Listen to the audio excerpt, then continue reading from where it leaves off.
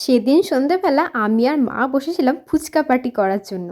দই ফুচকা আর জল ফুচকা দুটোই বাড়িতে বানিয়েছিলাম। কারণ বাইরে থেকে কিনে তো পোষাবে না, তাই বাড়িতেই বানিয়ে নিয়েছিলাম দুটো। শুধু ফুচকার পাঁপড়গুলো বাইরে থেকে কিনে এনেছিলাম। যেহেতু ফুচকা বাড়িতে বানানো খুবই ঝামেলা, সেজন্য ফুচকার পাঁপড়গুলো বাইরে থেকে কিনে এনেছিলাম। আর বাকি তোমার আলু মাখা থেকে শুরু করে চাটনি করা পুরোটাই বাড়িতেই করেছিলাম। কয়েকদিন ধরেই মনে হচ্ছিল যে ফুচকা খাই ফুচকা খাই, কিন্তু পরীক্ষা চলাকালীন কিন্তু মা একদমই আমাকে ফুচকা খেতে দেয়নি। তাই পরীক্ষা শেষ হয়ে গেছে আর সরস্বতী পুজোটাও পেরিয়ে গেছে, তাই এখন মন ভরে ফুচকা খেতে বসেছি আমি। আমার তো দই ফুচকা বলো, পাপড়ি চাট বলো বা জল ফুচকা সবই কিন্তু ভালো লাগে। আমি এক প্রকার ফুচকা প্রেমী বললেই চলে।